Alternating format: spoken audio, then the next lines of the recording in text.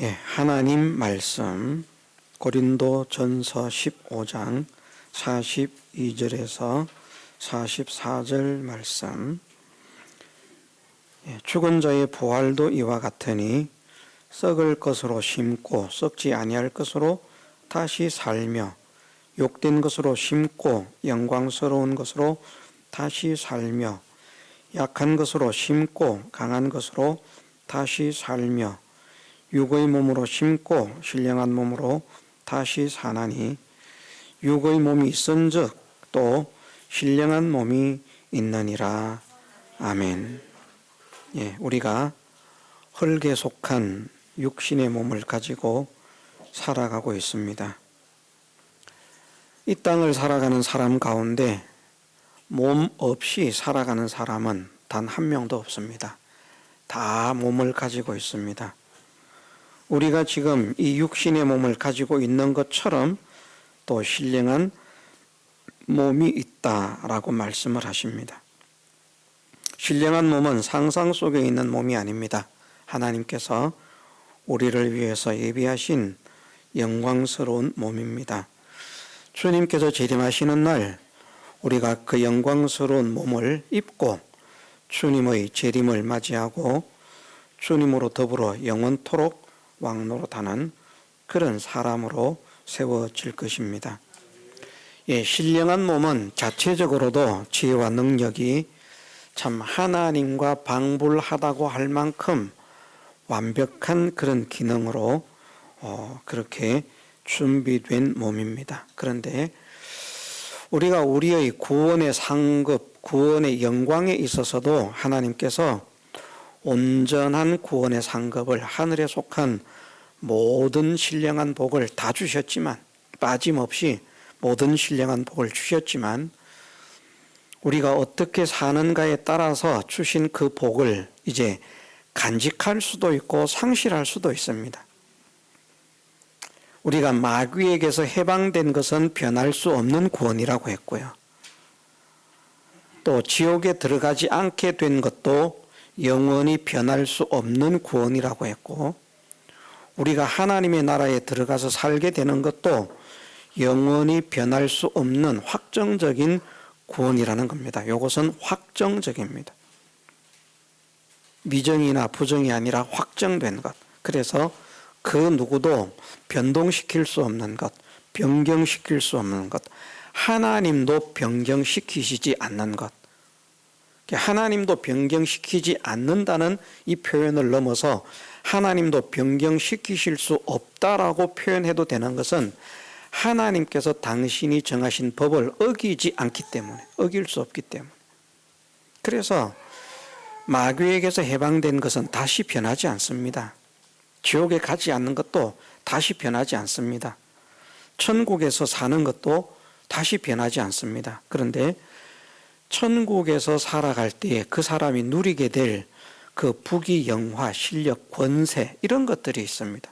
그것이 이제 구원의 상급이라고 말을 하고 그것을 영광스러운 것으로 표현할 때 면류관이라 그렇게 말을 합니다.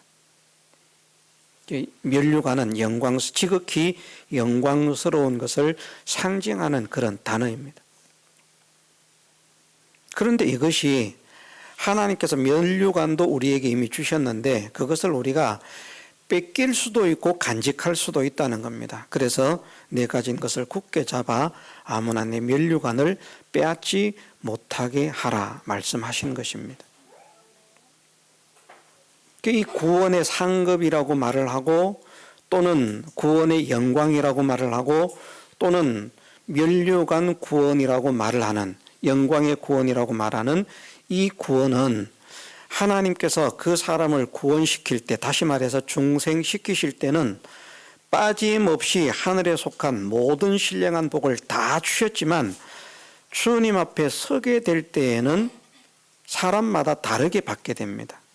원래는 모든 사람에게 차이가 없는 구원을 일반으로 얻은 구원이라 그래서 차이가 없는 그런 구원을 허락해 주셨는데 그 사람이 어떻게 사는가에 따라서 그 구원을 간직한 것으로 결정할 수도 있고 그 구원을 빼앗기는 상실하는 도적맞는 것으로 결정된 현실로 지나갈 수도 있기 때문에 도적맞는 것으로 결정된 현실로 지나가면 그것은 이제 다시 회복할 수가 없습니다. 영원히 이제 잃어버리는 겁니다. 그만큼.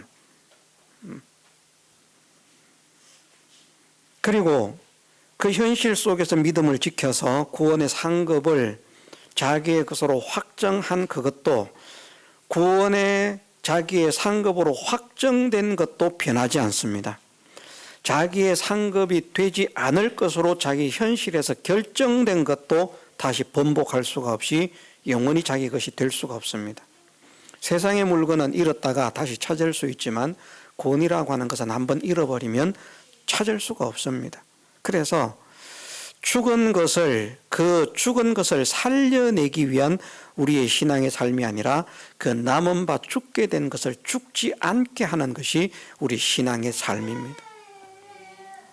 예수님께서 우리를 살려주셨는데 산자답게 살지 못해가지고 죽은 자처럼 살아가지고 다 이제 죽인 겁니다. 그것이 이제 구원의 영광을 상실한 것이고 구원의 상급을 상실한 것이고 면류관을 상실한 것과 동일한 것인데 나머지 상실하지 않은 구원의 상급이 있다는 것이죠. 나머지 잃어버리지 않은 뺏기지 않은 영광의 구원, 면류관 구원이 있다는 것이죠. 그것만큼이라도 뺏기지 않도록 정신을 차리고 살아라 하는 그 말씀이 그 남은 바 죽게 된 것을 굳게 하라 그렇게 말씀하신 것입니다.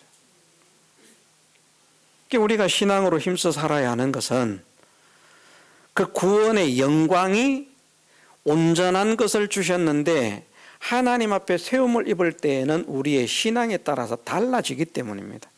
다른 것을 받는 것으로 그냥 끝나면 되는데 하나님 앞에 갔을 때에는 이것이 하나님께서 우리에게 주신 사랑의 선물이거든요.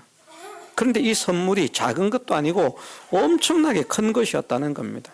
지금은 우리가 깨닫지를 못해가지고 구원이 커봐야 얼마나 크겠느냐 이렇게 생각을 하지만 그 나라 가서 보면 하나님께서 우리에게 주신 구원의 영광이라고 하는 것, 그 구원의 그 상급이라고 하는 것, 면류관이라고 하는 것이 정말 이렇게 보배롭고 가치 있구나.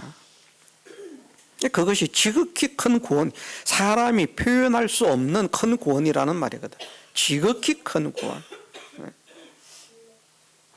그런데 이것은 이제 우리가 모르고 있다가 우리 현실에서 마귀와 싸움에서 패전을 하는 겁니다. 그럼 곧 잊어먹거든요. 잊어먹으면 상을 자기 것으로 얻지 못하고 그냥 상을 덜 받는 것으로 끝이 아니라 하나님 앞에 갔을 때에는 송구함이 있다는 겁니다. 예를 들어서 이것도 적당한 비유는 아니지만 어떤 사람이 나한테 골동품을 아주 값비싼 골동품이 비싼 거는 최소 몇 억에서 어떤 것은 몇백억, 몇천억 하는 그런 골동품도 있습니다. 몇천억까지는 아니라도 한 2, 30억 하는 골동품을 나한테 이렇게 잠시 맡겨주면서 보관을 하고 있으라고. 금방 내가 올 거라고. 근데 내가 어떻게 하다가 깨버렸어요. 주인이 왔어요. 어떻게 보니까 그냥 골동품이 박살이 난 거야. 그럼 나는 어떻습니까? 얼마나 미안합니까? 그런데 알고 보니까 이 주인이 그 골동품을 잠깐 맡겨놓고 나보고 잠깐 보관하고 있으라고 갔다 온다고 한 이유를 보니까 아이고 이 일을 어째 내가 와가지고 이거 당신 드리려고 했는데 그게 내 거가 될 뻔한 거예요. 몇십억짜리 골동품이. 그럴 때는 어떻게 했습니까? 속이 쓰리겠죠. 얼마나 속 쓰리겠습니까? 물론 물질에 욕심이 없는 여러분들은 속 하나도 안 쓰릴 거예요. 근데 나는 물질에 욕심이 많은 사람이라서 이럴 줄 알았으면 이게 내 거였는데 하면서 말입니다.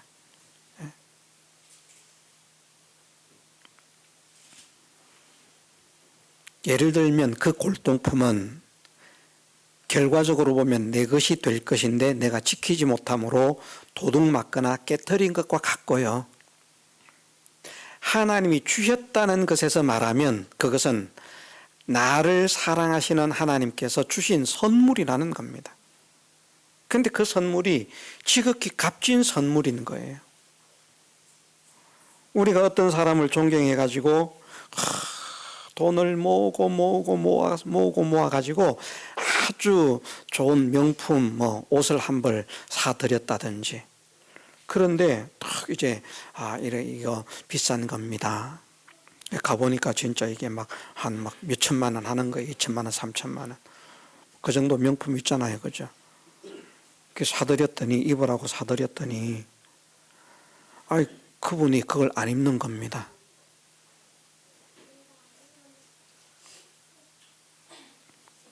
이게 참 제가 말을 거꾸로 했습니다. 말을 거꾸로. 내가 애를 써서 한 것이 아니라 어떤 존귀한 분이 큰 마음을 먹고 나한테 옷을 선물했는데, 싼 옷이 아니라 정말 그 명품에서도 가장 비싼 고가의 명품을 나한테 선물을 했어요. 내가 정말 존경하고 정말 높은 분인데. 근데 내가 그 옷을, 내 옷입니다, 잃어버리는 거예요. 다음에 올 때 이것을 입고 오세요 그랬는데 그걸 못 입고 가는 거예요. 그분이 묻는 겁니다. 내가 지난번에 이런 데 올 때 좀 그런 거 말고 좀 괜찮게 입으라고 내가 선물을 하나 했을 텐데 그 옷은 어찌 됐는가.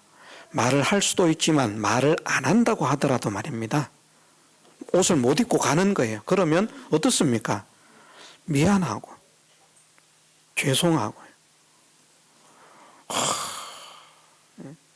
비싼 것을 잃어버린, 그것도 속이 상하겠지만 그분 앞에 그 옷을 입고 가야 되는데 그 옷을 입고 가지 못하고 다른 옷을 입고 갈 때에 나를 사랑함으로, 나를 좋아함으로 인해서 그 옷을 선물하신 그분의 마음이 어떨까? 그냥 내 마음이, 그분은 아무 말도 안 하는 거예요. 예를 들어서 그 옷 어째서 이런 말도 안 하고 그냥 아무 말도 안 해요. 그런데 나는 공연히 그분 앞에 보이는 것도 죄송하고요, 자꾸 숨으려고 하고요. 왜 그렇습니까? 내가 존경하는 그분이, 나를 사랑하는 그분이 큰 마음을 먹고 선물을 했는데 그 선물을 간직하지 못한 자기의 부주의함에 대한 그 안타까움, 이런 게 있다는 말입니다. 그 지극히 큰 구원이라고 하는 것이 하나님께서 주신 선물인데 그걸 간직하지 못하고 상실하고 가면요, 하나님 앞에 섰을 때에 이게 보통의 가치가 아니라 면류관이라니까요. 면류관. 지극히 영광스러운 것을 가리켜서 면류관이라고. 면류관은 누가 쓰는 거라고 했습니까? 왕이 쓰는 것. 왕이 쓰는 것. 그런데 그 좋은 것을 간직을 못하고 뺏기고 하나님 앞에 섰다 당당할 수 있을 것 같습니까? 하나님은 아무런 책망을 하지 않으신다 할지라도 그 사람의 마음은 송구할 수밖에 없는 거예요. 내가 이런 선물을 깨닫지 못해서 지키지를 못했구나. 이렇게 가치 있는 줄을 깨닫지 못해서 내가 잃어버렸구나. 빼앗겼구나.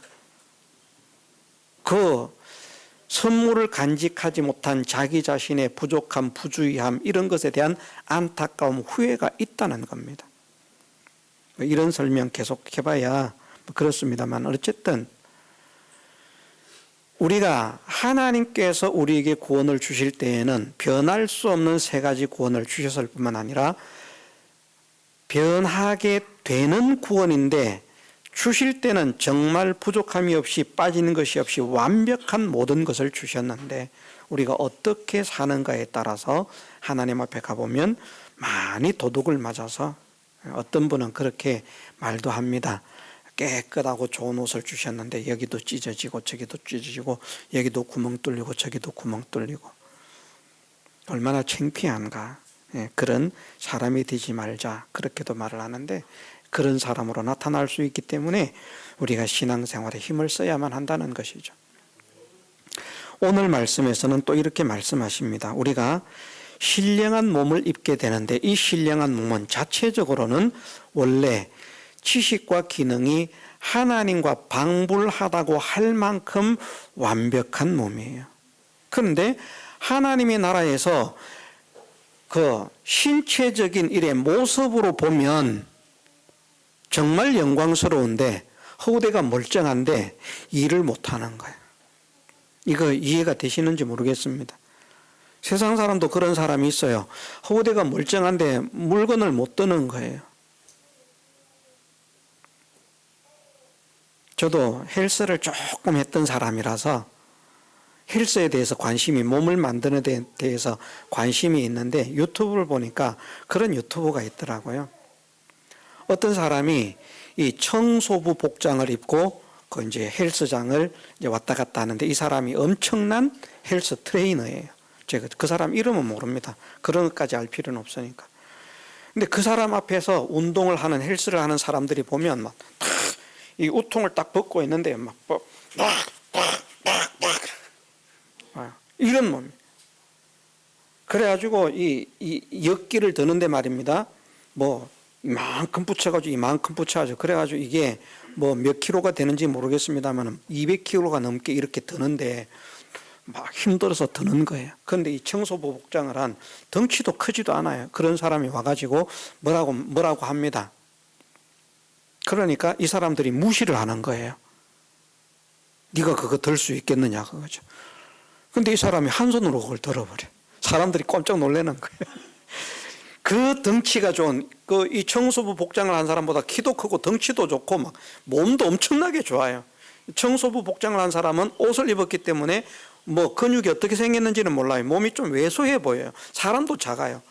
근데 그 큰 사람이 바들바들 떨면서 이렇게 든 걸 그 사람은 한 손으로 득 들어가고 옆에다 씩 사람들이 전부 다 놀래가 쳐다보는 거예요. 그럴 때 그 덩치 좋은 사람이 다른 사람 앞에서는 막 어시됐겠지만 그 사람 앞에서 그 한 손으로 드는 그 사람 앞에서 얼마나 창피하겠습니까? 야, 허우대는 내가 훨씬 좋은데 어떻게 나보다 작은 사람이 저렇게 많이 들 수 있나? 허우대는 멀쩡한데 일을 못하는 사람이 있어요. 허우대는 멀쩡한 거예요. 정말 영광스러운 거예요. 그런데 하는 일이 지식도 제한이 되고 기능도 제한이 된 그런 몸으로 나타납니다. 왜 우리가 믿음으로 힘써 살아야 되는가 하면 여기에 이렇게 말씀하십니다. 죽은 자의 부활도 이와 같으니 썩을 것으로 심고 썩지 아니할 것으로 산다. 썩을 것으로 심어야 된다는 겁니다. 욕된 것으로 심고 영광스러운 것으로 다시 살며 약한 것으로 심고 강한 것으로 다시 살며 육의 몸으로 심고 신령한 몸으로 다시 산다. 신령한 몸은 있는데 그 몸이 근본적으로는 이게 구원의 상급과 같은 이치라는 말입니다. 구원의 상급과 같은 이치예요. 신령한 몸도 그냥 믿음으로 딱 구원을 받은 그 순간부터 믿음으로 딱 잘 살아가지고 육의 몸을 심고 욕된 것을 심고 썩을 것을 심고 자꾸 이 몸을 심으면서 그렇게 살았으면 무엇을 위해서? 성령을 위해서 말입니다. 주님을 위해서, 복음을 위해서. 성령을 위해서 심는 자는 영생을 거둔다고 말씀하셨어요. 그런데 육체를 위해서 심는 자는 육체로부터 썩어진 것을 거둔다고 했거든요. 심는 것이 세상을 위해서 심는 것이 아니라 자기를 위해서 심는 것이 아니라 성령을 위해서 심고 복음을 위해서 심고 주님을 위해서 심고 하나님의 나라를 위해서 이 육의 몸을 심으면 그것이 이제 그대로 솔박 그 기능으로 나타나는데 이것을 심기를 거부하면 그 기능이 죽는다는 겁니다. 그 기능이.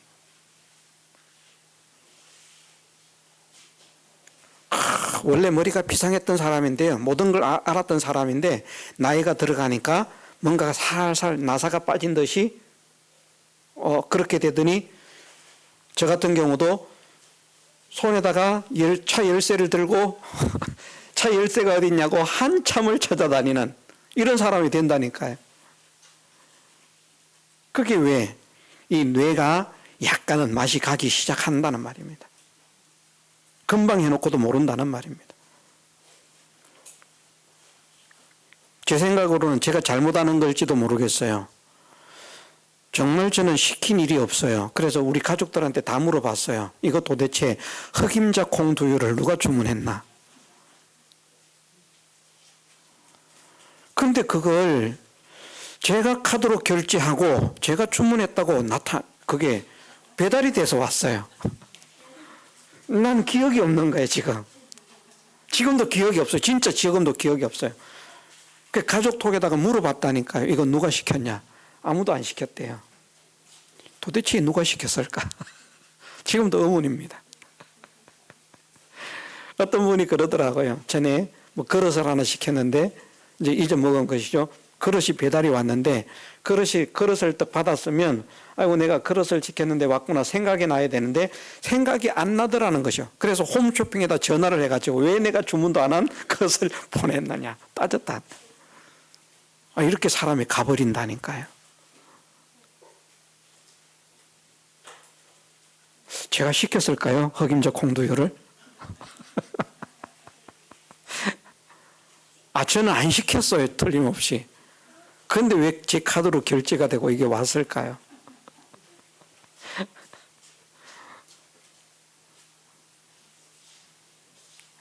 제가 안 시켰으면 왔겠습니까? 기억이 안 나는 거예요. 이게. 뭐 실수로 했든지 어떻게 됐든지 주문을 했기 때문에 물건을 보내지 주문을 하지 않아서 물건을 보내지 않을 거거든요. 나는 기억이 없는 겁니다.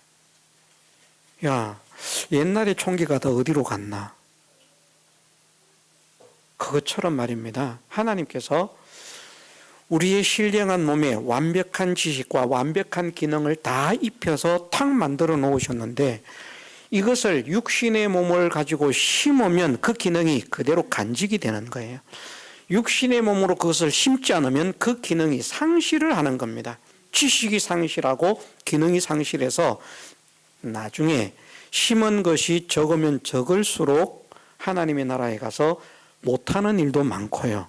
모르는 것도 많고요.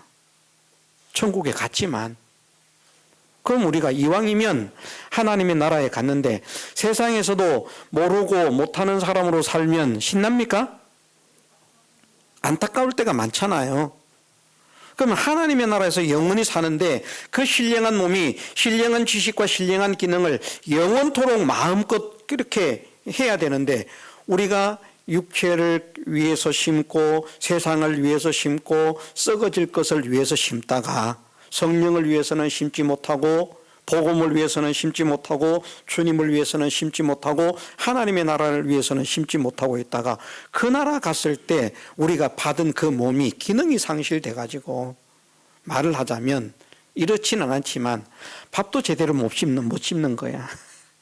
이가 없어가지고 밥을 먹으면 자꾸 밥알이 흐르네 이렇게. 그러면 얼마나 안타깝느냐 그 말이죠. 우리가 세상에 살 때 믿음으로 힘써 살아야 할 이유를 우리가 한번 생각해 보십시다. 구원의 상급을 두고 말을 할 때에도 하나님께서 온전한 구원의 상급을 주셨는데 그것을 내가 믿음으로 살면 간직하는 것이고 믿음으로 살지 못하면 주신 것이지만 상실하게 된다. 그래서 주님 앞에 이르게 되었을 때는 다 빼앗기고 도둑맞고 남은 찌끄러기만 가지고 설 수도 있게 된다. 그것을 말씀하시고요. 믿음으로 살지 못하면. 신령한 몸으로 말을 할 때에도 우리가 믿음으로 힘써 살지 못하면 믿음으로 힘써 사는 것이 그것이 성령을 위해서 심는 거거든요. 복음을 위해서 심는 거거든요. 복음을 위해서 심는다, 성령을 위해서 심는다라고 하는 것은 복음을 위해서 살고 성령을 위해서 사는 사람, 하나님께 순종으로 사는 사람이 되는 겁니다. 그런 사람이 되면 그 기능을 다 살려서 가는데 가보니까 쓸데없는데 다 허비하고 투자하고 복음을 위해서 하나님의 나라를 위해서 하나님을 위해서 성령을 위해서 심지 못함으로 인해서 가보니까 주셨던 지식이 한 10분의 9는 날아가고 10분의 1만 간직되어 있고 주셨던 기능이 10분의 9는 상실되고 10분의 1만 간직되어 있다고 하면 너무나 많은 제한을 받는다. 하나님의 나라에서 자 이거 할 사람 하나님이 일 시킬 때 저요 하고 손 들고 나가야 되는데 말입니다. 손을 못 들고 나가는. 아유 저거 내가 했으면 좋겠는데 나도 했으면 좋겠는데 나는 할 힘이 없네. 할 기능이 없네. 할 지식이 없네. 그러면서 일하는 사람들을 바라보면서 저분들은 저희를 저렇게 영광스러운 일을 잘 처리하니 저분들은 얼마나 좋을까. 또 나는 스스로 안타까운 거예요. 스스로 안타까워. 그런 사람이 되지 않도록 우리가 우리 현실 속에서 믿음으로 힘써 살아가는, 오늘 신령한 몸을 가지고 말씀을 하면 썩을 것으로 썩지 아니할 것을 위해서 심는, 썩지 아니할 것은 누구를 위해서 심는 것인가? 육체를 위해서 심는 것이 아니라 성령을 위해서 심는 것입니다. 그래서 우리가 육체를 위해서 사는 생애보다도 성령을 위해서 사는 생애를 더 많이 할 수 있는 우리 남은 생애로 채워가는 하나님의 거룩한 자녀가 되어서 하나님 앞에 섰을 때에 잘하였다 착하고 충성된 종아 내 주인의 즐거움에 참여하라. 내 모든 소유를 너에게 맡기겠다 말씀하시는 주님의 음성을 들을 수 있는 정말 영광스러운 몸으로 부활하고 변화되는 우리 모두가 되게 해주시기를 주님의 이름으로 축원합니다. 다 같이 통성으로 기도드리겠습니다.